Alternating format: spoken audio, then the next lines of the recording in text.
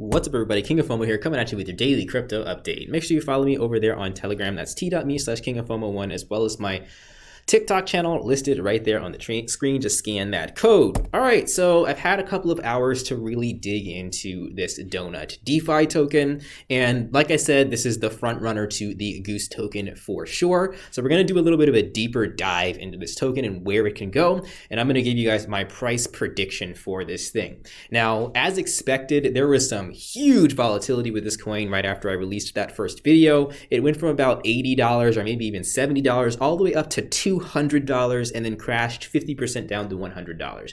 Now, if you guys were following my Telegram channel, I'd said be prepared for some wild swings. You're going to have some mega whales in these types of platforms that know kind of how to manipulate the system a little bit. And if you have a coin shoot up, 2x in 10 minutes, of course, you're going to go for a 50% drop from some of the people that were being advantageous and purchasing up a crap ton early on.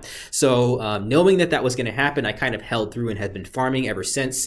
And now is the time for sort of a more organic rise. I do think that there's still going to be some pullback that happens. There's still going to be some people that were opportunistic and bought the dip and will be selling when the price goes up a little bit. So there will be a retracement, but in the long run, we're going to talk about why I think this will continue to go up and continue to match Goose Finance. Now, again, full disclosure, I did not audit the contract. I don't know if there's any exploitations or bugs or rug type of code in the contract whatsoever. So you guys have to do your own research on that. I left a disclaimer in my last video saying, you got to be prepared for the worst case scenario in all things. But if everything's starting to look like it's pretty much similar, if not carbon copied, cloned from Goose Finance. And I said that the only competition that Goose Finance is going to have is a clone of Goose Finance because of that 4% fee. And you are seeing some people taking their funds out of Goose.finance and putting it into Donut DeFi. So I'm not going to really tell you guys my total price prediction, my total plan, because I want you guys to come up with your own. And that's kind of the whole point of me making this video, is make a plan. Make a plan of how far do you want to go with this thing? Is this thing going to be something that you're going to hold for the long term? A lot of people didn't really make a plan with Goose, and when it went from $17 to $34, they're like, wow, 2x, let me sell. And they sold their coins, and then it went up to close to $180, and they regretted it after that. So don't have any regrets with Donut DeFi. Hold strong if you want to hold strong, and figure out where you want to go with the coin. In general, if you want to dump your tokens at $140, make that plan and do that. But here's my sort of prediction about where this thing is going to go. I think that it can hit $400 pretty easily. So what I'm looking at is total value locked and the coins in total in the market cap. So let's just take a look at these things one by one. In Donut DeFi, we have a TVL of $18 million. Now, again, expect to see huge price swings. Expect that TVL to go down and up again. Comparing it with Goose Finance, that's at $141 million of TVL. If you compare that with PancakeSwap, that's at $3 billion of TVL. Now, I don't know if either of these things are going to touch or get near PancakeSwap, and I'll get to the reason for that in a little bit too. But just looking at TVL, Donut has a lot of room to grow to match that of Goose Finance. And if this thing is pretty much a carbon copy clone, there's really no reason why it's not going to match Goose.finance. If you want to be safe, you can even say that it's going to hit 50% of Goose.finance at a total value locked of, I think that's $70 million. So I do think that is another realistic goal if you guys are looking for realism and you don't want to look at kind of the best case scenario, because sometimes best case scenario just doesn't happen.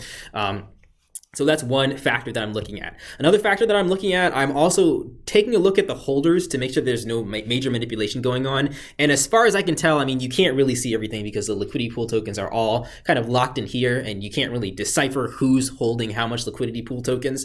But based on just the amount of holders in general, it's pretty evenly split. You do have this address right here that has about 2% of the tokens, which, if it drops the price 2%, it drops the price 2% if he wants to sell it all completely and totally. But that's not too much of a big deal if you have a pretty even spread for everyone else. Now, there is a rumor that there is a person with 990 liquidity pool tokens, which would drop the price about 30 or 40%. But even if that happens, if it gets bought back up, that means that the distribution is going to be even more even, and you're not going to have to worry about huge price swings after that happens. So that would be a good thing if the person kind of liquidated their assets, if that person is holding it. I'm not completely sure if that's true. Another thing that we can look at is the total supply, 414,000 Goose tokens compared to the 71,000 donut tokens. Now you can already see that that's a little over 5x of where it is.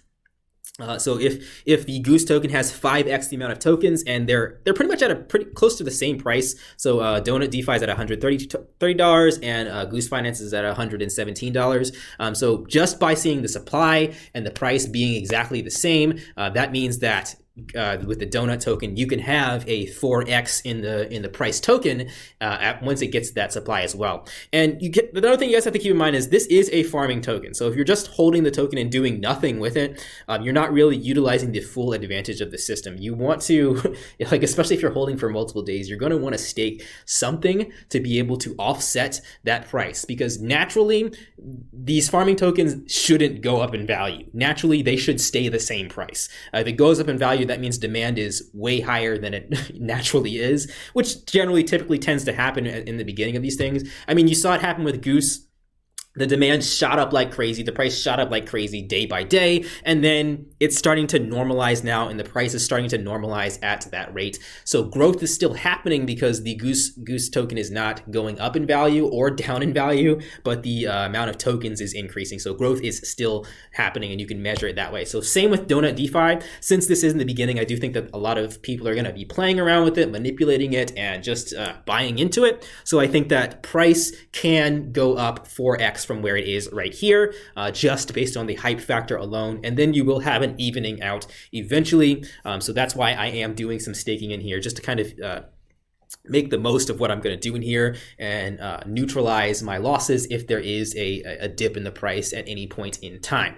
So that's another factor that I'm looking at, and those are kind of the main things. Another thing to keep in mind, like I said, the reason why these coins are being so successful is because of that fee. So if I were to go to something like the staking right here, and we can see like the details for each of these things. So there's a 4% deposit fee for every single pool except the donut pools. So that means for every $100,000 that's deposited into these different pools, you have $4,000 that is going to buy the tokens and burn the tokens, and thus kind of decreasing the supply and help the price of the coin overall more. So you can even scan through here and see how much is being bought and burned. There's what is that? That's $4,000 times 5. So that's like $20,000 right there. Then you have close to $20,000 right there. And you really can kind of start to understand by looking at all these total liquidities in these contracts. You can see how much of these tokens are being bought. You know, you have upwards of $90,000, $100,000 worth of tokens being purchased with these deposit fees, which is bolstering the price so much more. And it's kind of like a snowball effect, because that 4% fee is going to get people to stick around for at least 1 or 2 days. The price of the token is going to go up. People are going to FOMO in, and they're going to FOMO into some of these quote unquote safer pools, because you don't have to worry about impermanent loss. You don't have to worry about things like the donut price going way down or way up or anything like that. So by depositing into these quote unquote safer pools, that 4% is going to get put back into the token. It's going to rise the price of the token even more. And that's kind of the snowball effect that happens with these type of coins. And I don't know why other farms haven't been using this deposit fee, because that's what it does. With your other farms that don't have this deposit fee, essentially you can get in and get out within a matter of seconds, and you suck it dry. You suck out the profits, and the platform benefits nothing from you using any of these pools that are the safer pools. So I think that this should be the standard for any of these exchanges with these type of protocols in place. Now, let's talk about some of the negatives. So obviously nothing is all positive. I talked about the potential of exploits. That's always there no matter what. So you got to be prepared for total loss whenever you're putting your funds into anything. But some of the positives with this, or some of the negatives with this thing, with both Goose and Donut, is I'm not entirely sure how serious the devs are with either of these things. I mean, with Goose, that's one of the things I was thinking about, is a lot of times they're tweeting and they're talking about, wow, look at all this money we're making. We're going to get so rich. Look how much money we made today. You guys are going to get rich. Then they do the brr symbol for printing more money. That's all great and fine and dandy, but if a developer is only going to do that and not really going to come out with, interesting stuff to keep the platform going, it doesn't really give people incentive to hold a token for longer than a week or two. So that's one thing that I'm worried about with both Goose and Donut. PancakeSwap is a little bit more of a serious platform. Of course, people love it when they get the gains, but if you show that you have competence as a developer, competence in being able to put out new things, which Goose.finance does technically have that over Donut. Donut is pretty much just a clone of Goose. So I don't know. I still don't currently know if the Donut devs can put out something unique. We'll see that in the coming future. I think that will boost the price up even more if they do show that.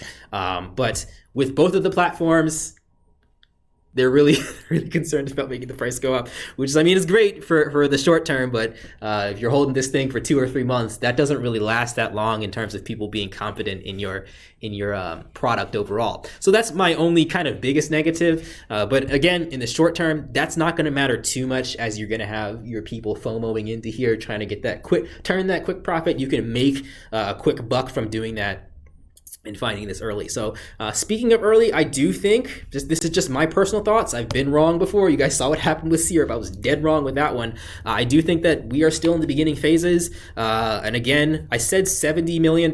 So we're almost about a third of the way there to the $70 million mark for kind of my goal for reaching half the value of Goose Finance. So we'll see what happens with that. If you're farming, you should be okay, whether the price goes up or down. If not, then you might be breaking even, or you might get some bonuses if it does shoot up in the next couple days. But again, final takeaway: be prepared for major price swings. If it's going to scare you, if this price goes down to $70, then you might not want to do these things, because that's highly likely to happen for a huge dump.